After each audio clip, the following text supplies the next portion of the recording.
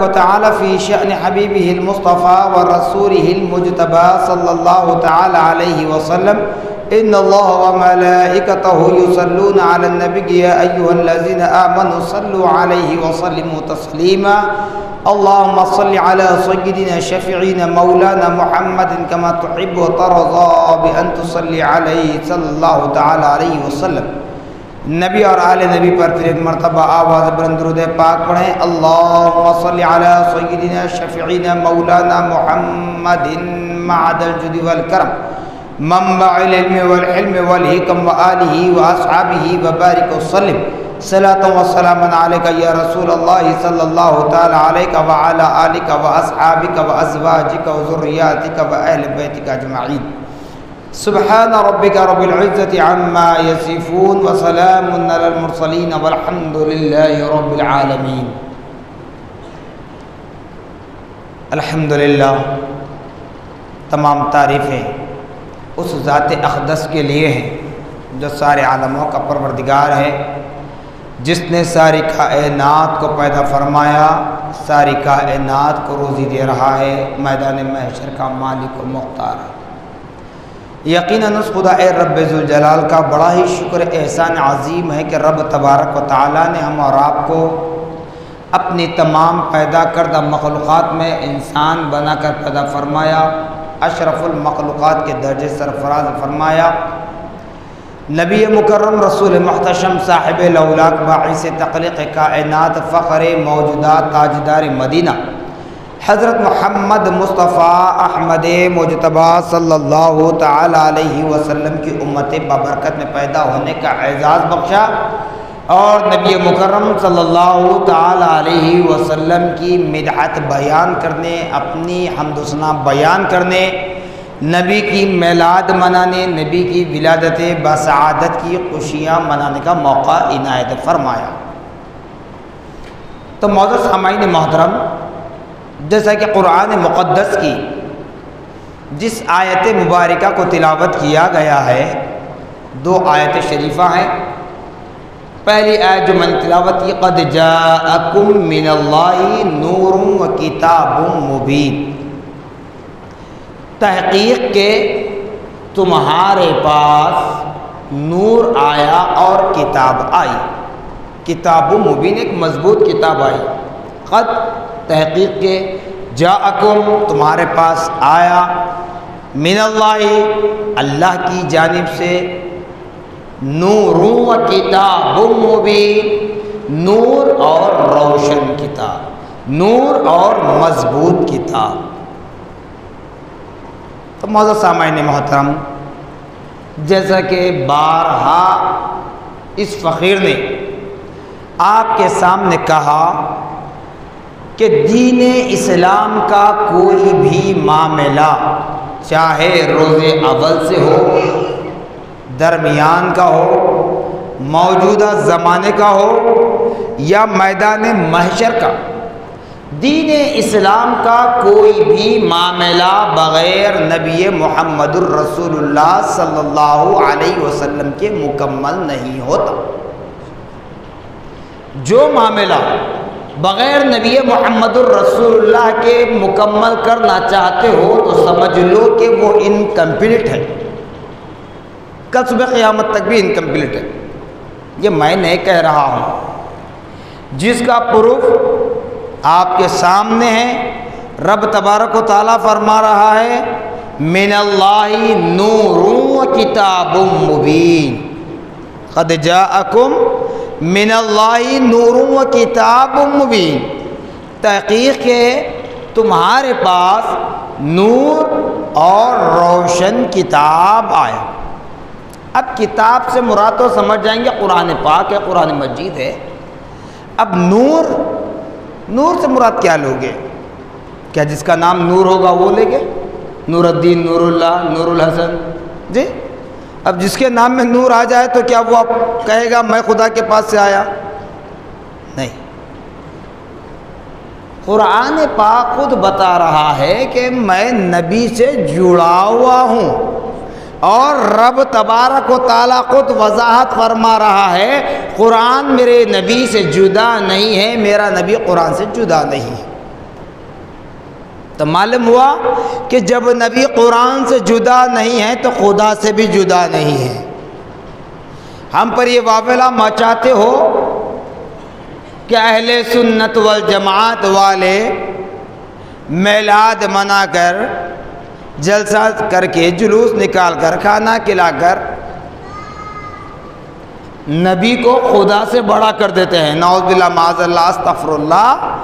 آج تک، روز اول سے آج تک کسی عالم دین یا غلام مصطفیٰ نے کبھی نبی کو خدا سے بڑا نہیں کیا، نہ خدا سے بڑا کیا، نہ خدا سے جدا کیا۔ ہم کہتے ہیں کہ خدا کے بعد ہے نبی، قرآن کے بعد ہے حدیث، کلام اللہ کے بعد ہے قول رسول اللہ، جی، مگر تعجب یہ ہوتا ہے کہ جب سارا قرآن پڑھ لیتے ہیں، قرآن پڑھتے پڑھتے قاری بن جاتے ہیں، اس کا ترجمہ ٹرانسلیشن کرتے کرتے بڑے مفسر بن جاتے ہیں، لیکن یہ بات سمجھ میں نہیں آتی ان کو کہ نور سے مراد کون ہے۔ کہہ دیتے ہیں کہ اللہ نے نبی سے کہا کہ اے نبی تم کو بھی موت آنی ہے، تمہارے چاہنے والوں کو بھی موت آنی ہے۔ بتائیے صاحب، آپ بتائیں قرآن پاک میں کہاں ہے جہاں نبی کے لیے موت کا ذکر کیا گیا ہے؟ اے نبی تم کو موت آئے گی، یہ لفظ قرآن میں کہاں ہے؟ بتا لیں۔ کل نفس ذائقۃ الموت کا استعمال ہوا قرآن میں، ہر نفس کو موت کا مزہ چکھنا ہے۔ جس کو اللہ نے جان دی ہے اس کو مرنا ضرور ہے، یہ لفظ قرآن میں ہے۔ یہ نہیں ہے کہ اے نبی تمہیں موت آنی ہے، یہ نہیں کہا گیا قرآن میں۔ اس طرح بیکانی کوشش نہ کرنا۔ آئیے اسی قرآن سے بتا رہا ہوں، هو الاول والآخر والظاہر والباطن، وہی اول ہے، وہی آخر ہے، وہی ظاہر ہے، وہی باطن ہے۔ کون مراد ہے یہاں پر؟ بتائیے کون مراد ہے؟ وہ نبی محمد الرسول اللہ صلی اللہ علیہ وسلم ذات مقدسہ ہے۔ هو الاول، وہی اول ہے، هو الآخر، وہی آخر ہیں۔ مطلب سمجھتے ہوتے تو اس طرح کے الفاظ ادا نہ کرتے۔ حدیث قدسی میں نے بتلائی ہے، کیا ارشاد ہو رہا ہے؟ لولاک لما خلقت الافلاک، اے حبیب اگر آپ کو پیدا کرنا مقصد نہ ہوتا تو میں کائنات کا ذرہ ذرہ پیدا نہ کرتا۔ آپ کو پیدا کرنا مقصد ہے، اس لیے میں نے کائنات کو وجود بخشا۔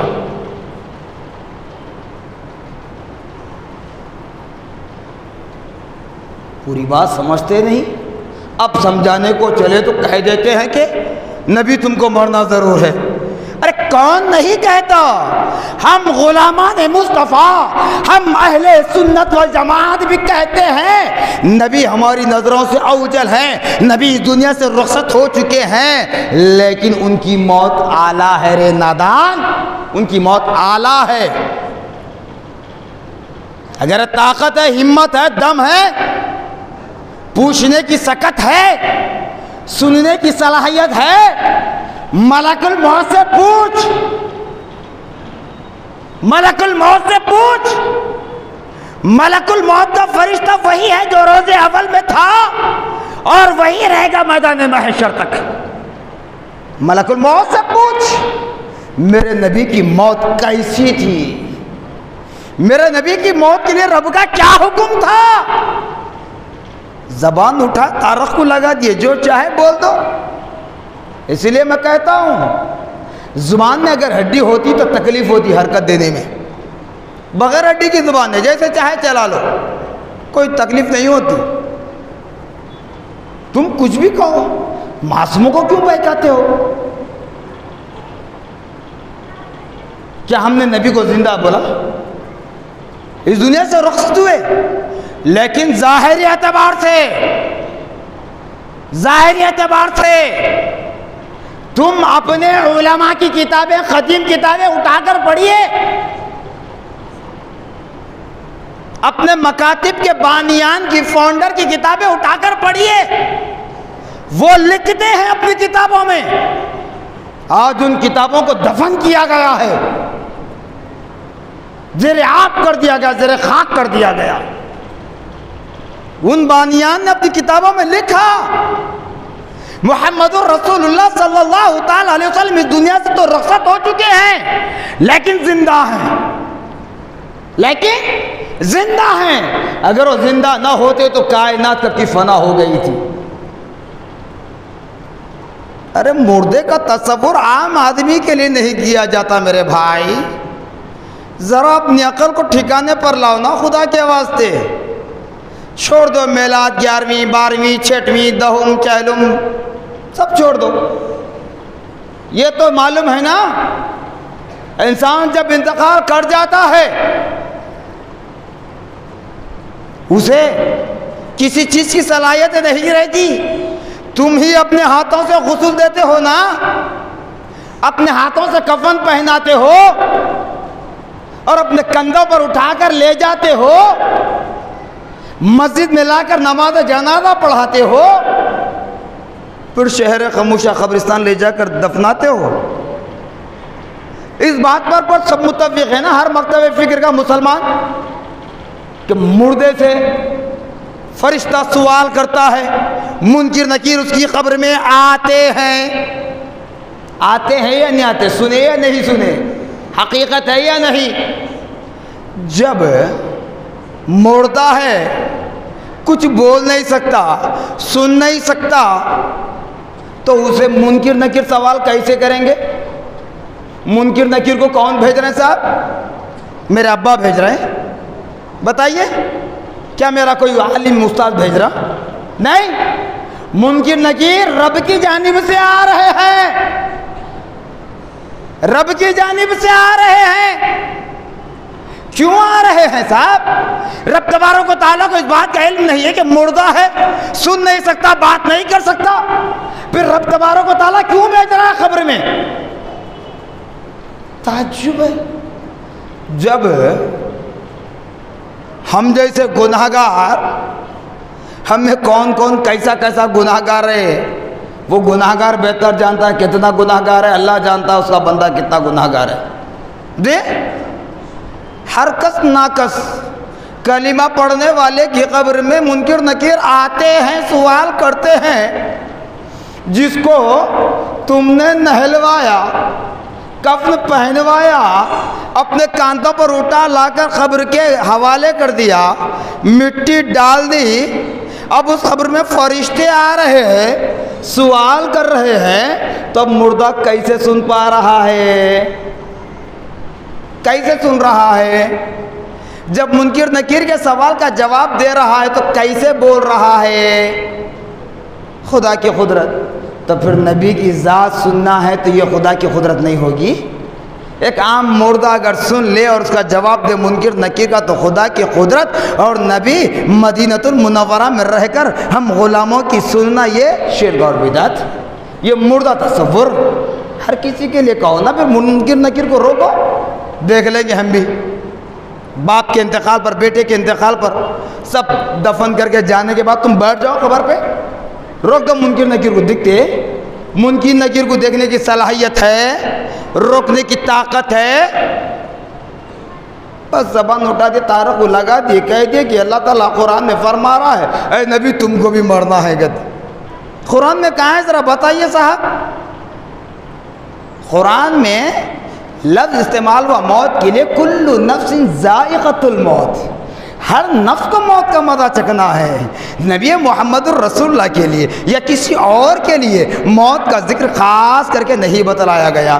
جب اتنا پڑھ لی ہے تو پھر یہ آیت آپ کو یاد نہیں آئی، سمجھ بھی نہیں آئی؟ قد جاءکم من اللہ نور و کتاب مبین۔ اے دنیا والو، تمہارے سامنے اللہ کا کلام قرآن پاک ہے اور نور محمدی صلی اللہ علیہ وسلم رکھا گیا ہے، بھیجا گیا ہے، پہنچایا گیا ہے۔ یہ سمجھ میں نہیں آیا؟ بڑا تعجب ہے، جو سمجھ میں آ گئی بات تو اس کو کہیں سے ملا کر منوانے کی کوشش کرتے ہیں، اور جو حقیقت ہے اس کو پس پردہ رکھ دیتے ہیں، پردے میں چھپانے کی کوشش کرتے ہیں۔ لیکن یاد رکھو، پردے میں چھپانا تمہارا کام ہے، ہم راز کو راز میں بھی رکھتے ہیں، موقع آئے تو راز کو کھول بھی دیتے ہیں۔ هو الاول والآخر، قرآنی کا جملہ ہے، هو الاول والآخر والظاہر والباطن، کیا ہم سب قرآن کا جملہ ہے نا؟ اول اور آخر کیسے ہوئے، اب وہ سن لیجیے۔ حضرت سیدنا آدم علیہ نبینا علیہ السلام افضل البشر، خیر البشر، اللہ رب العالمین کے سب سے پہلے خلیفہ، جن کو اللہ پاک نے اپنی قدرت کاملہ سے بنا ماں باپ کے پیدا کیا۔ ٹھیک ہے، حضرت شیخ الاسلام امام محمد انور اللہ فاروقی علیہ رحمۃ رضوان بانی جامع علیہ رحمۃ رضوان اپنی معرکۃ العرب تصنیف لطیف انوار احمدی میں تحریر فرماتے ہیں، حضرت سیدنا آدم علیہ نبینا علیہ السلام کا مجسمہ تیار ہوا، اسٹیچو بنایا گیا، پتلا بنایا گیا۔ کون بنائے صاحب؟ آپ بنائے، میں بنایا، کوئی آرٹسٹ بنایا، کوئی فنکار بنایا؟ کوئی نہیں تھے اس وقت، کوئی نہیں تھے۔ بنایا کس نے؟ فرشتوں نے، خدا کے فرشتوں نے بنایا، نورانی مخلوق، اسٹیچو بنا دیا گیا۔ اس کے بعد فرشتوں نے کہا الہ العالمین، ہم نے تیرے حکم پر تیرے خلیفہ کا اسٹیچو مجسمہ تیار کر دیا ہے، پتلا بنا دیا ہے۔ اللہ رب العالمین نے فرمایا، حکم دیا، اے فرشتو اب اس مجسمے کے اندر، اس اسٹیچو کے اندر روح کو پھونکو۔ فرشتوں نے روح پھونک دی، روح پھونکی۔ ہوتا کیا ہے؟ حضرت بانی جامع علیہ رحمۃ رضوان تحریر فرماتے ہیں کہ وہ روح واپس آ جاتی ہے، جیسے گئی لمحے بھر میں واپس آ جاتی ہے۔ فرشتوں سے مخاطب ہو کر کہتی ہے، اے فرشتوں، تم اجالے میں رہ کر مجھے اندھیری کھوٹری میں بھیج رہے ہو، میں اس اندھیری کھوٹری میں کیسے رہوں؟ اب بتاؤ، روح جو انسان کی جان ہے، روح جو انسان کو کامیابی کے راستے پر بھی لے جاتی ہے، اگر اس کی پرورش غلط ہو جہنم میں بھی لے جاتی ہے، کیونکہ روح کی پرورش ہماری ذمہ داری ہے۔ روح کا ڈالنا خدا کا کام ہے، اس کی پرورش کرنا ہمارا کام ہے۔ اب وہ روح باہر آئی، فرشتے حیران ہو گئے، اب کیا کیا جائے؟ پھر خدا کی بارگاہ میں التجا کرنے لگے، الہ العالمین، جب ہم نے روح کو پھونکا تو روح اندر چلے گئی اور فوراً واپس آئی، کہہ رہی ہے زبان حال سے کہ اس اندھیری کھوٹری میں کیسے رہوں؟ تب اللہ رب العالمین نے فرمایا، فرشتوں ذرا رک جاؤ، فرشتوں ذرا رک جاؤ۔ اس کے بعد رب تبارک و تعالیٰ نے اپنے دستے قدرت سے، دستے کاملہ سے حضرت آدم علیہ نبینا علیہ السلام کے اس اسٹیچو کی پشت پر، اس مجسمے کی پشت پر، پیٹھ پر اپنا دستے قدرت رکھا، دستے قدرت رکھا، کہا فرشتوں اب روح کو پھونکا جائے۔ دوبارہ فرشتوں نے روح پھونکی، حجت نہیں کیے فرشتے، مولا پھر واپس آئی تو کیا کرنا نہیں پوچھے، کیونکہ حجت کرنے والے اللہ کے نیک بندے نہیں ہوتے، حجت کرنے والے ایسے ہی رہتے جو الٹی باتیں کرتے۔ اللہ دست قدرت آدم کی پشت پر رکھا، فرشتوں کو حکم دیا کہ روح پھونکو۔ جب روح پھونکی گئی، اب روح اندر چلے گئی، واپس آنے کے لیے تیار نہیں ہے، واپس آنے کے لیے تیار نہیں ہے۔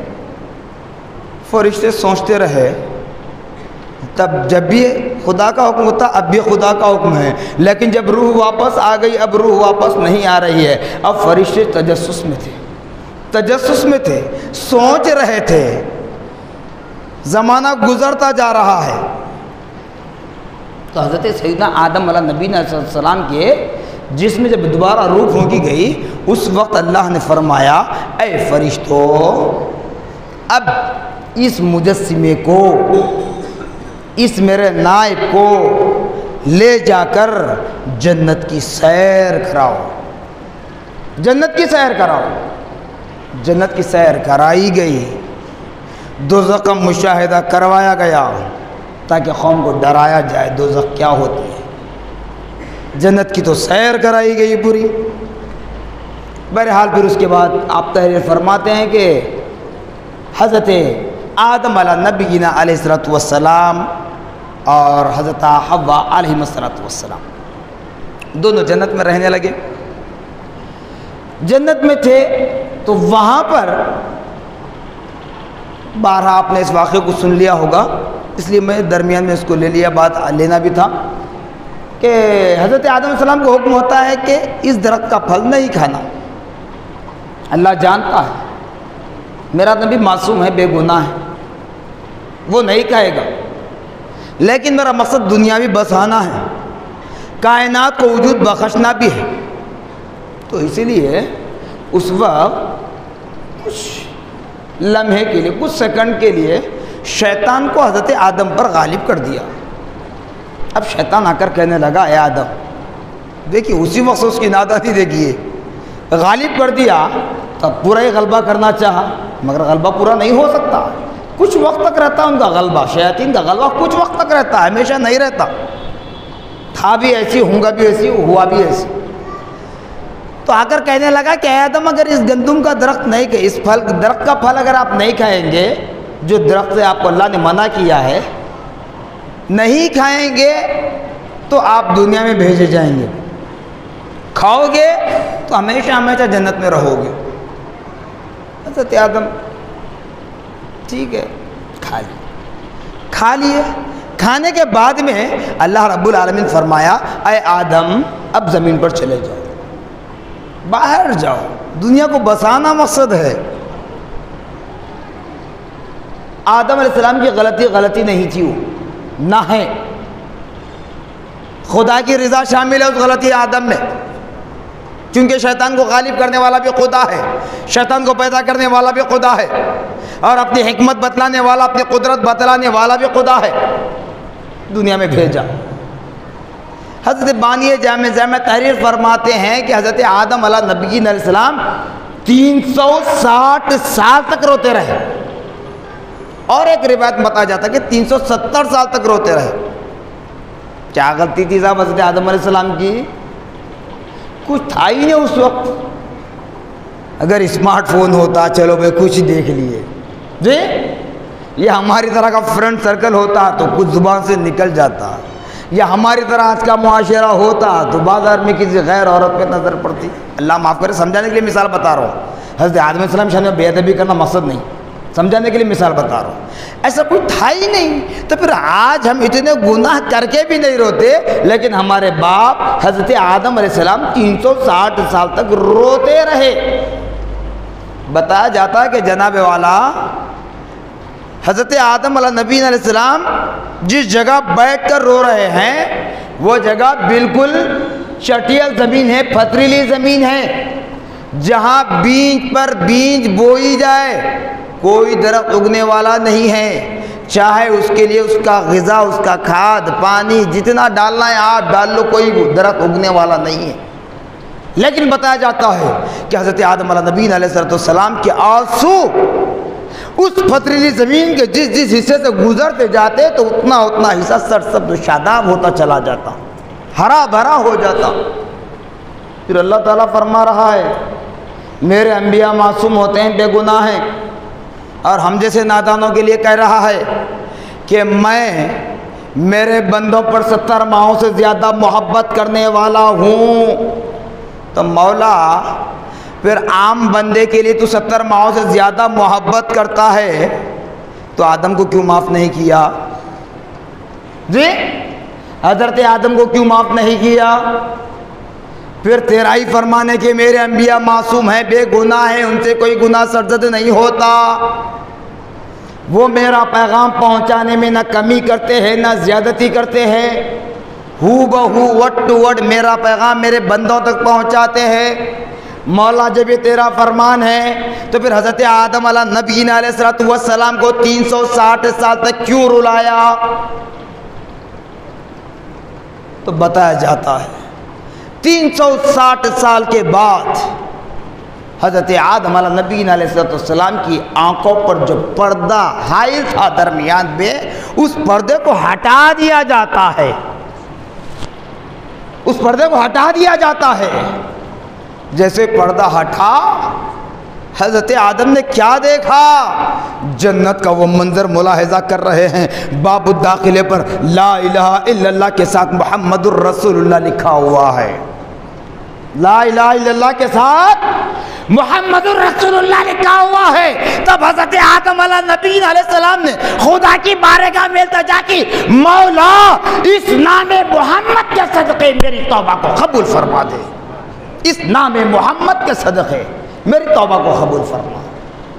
تو معلوم ہوا کہ آپ 360 سال تک جو دعا مانگ رہے تھے رب کی بارگاہ میں، فرما رہے تھے اغفر ذنوبی اغفر ذنوبی، مولا میری بخشش کر دے، میری مغفرت فرما، لیکن اللہ نے معاف نہیں کیا۔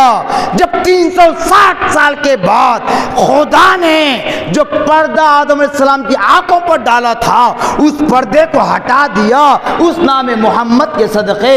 جب حضرت آدم نے دعا مانگی تو دعا قبول ہو گئی۔ تو معلوم کیا ہوا ایمان والو؟ حضرت آدم دنیا کے سب سے پہلے بشر ہے۔ اللہ تعالیٰ بتا رہا ہے کہ لوگوں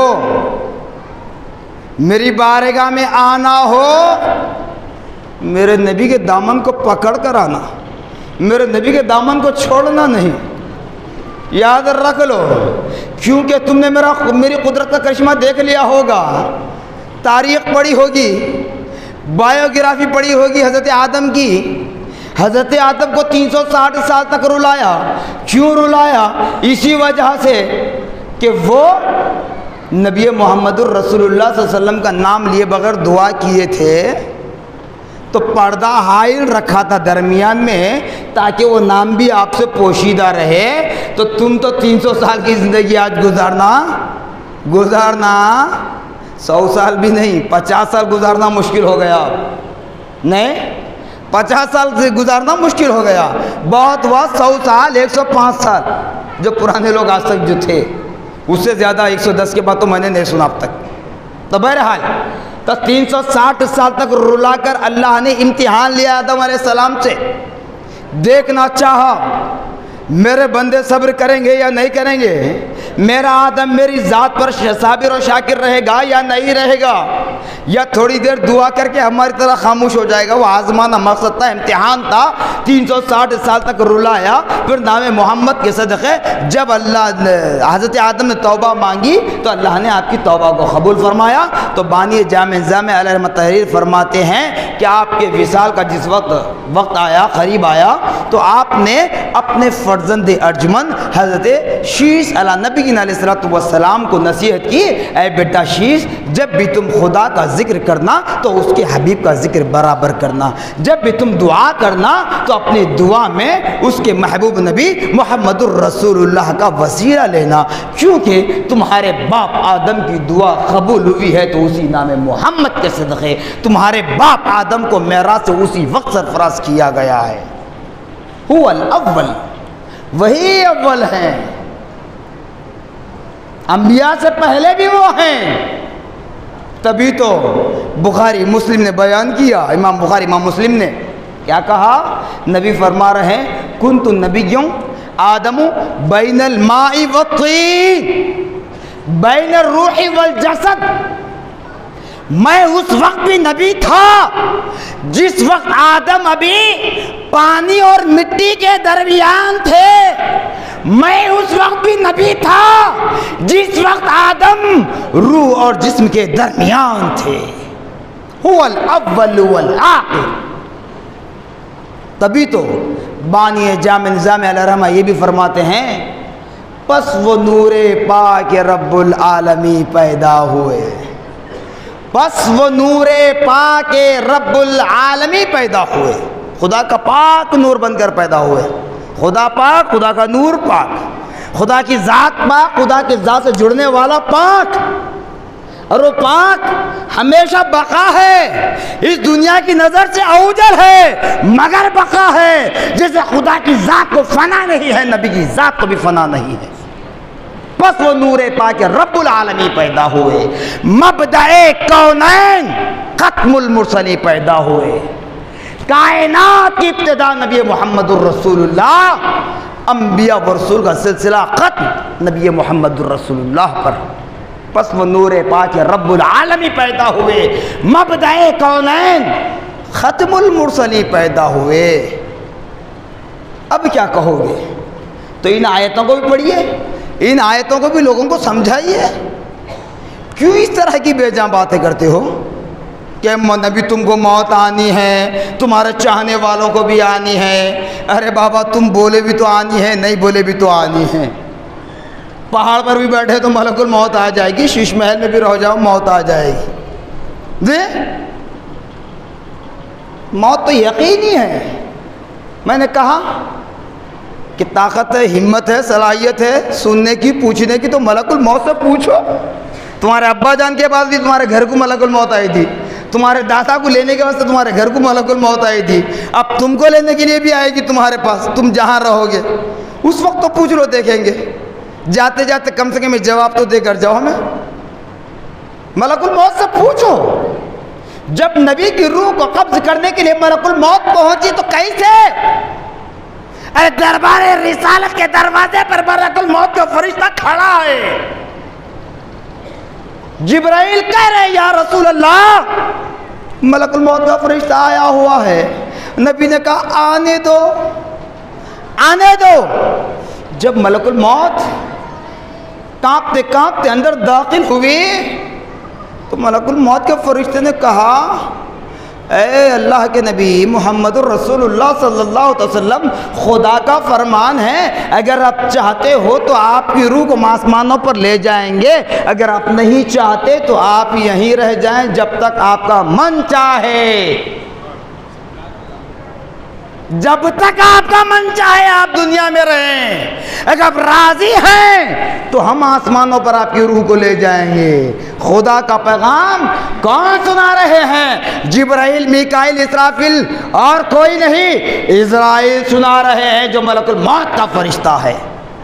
دربار رسالت پہ کھڑا ہے موت کا فرشتہ، خدا کا پیغام سنا رہا ہے. کیا ہم نہیں کہتے؟ ہم کہتے ہیں. اس دنیا سے رخصت ہوئے لیکن تمہاری ہماری طرح نہیں.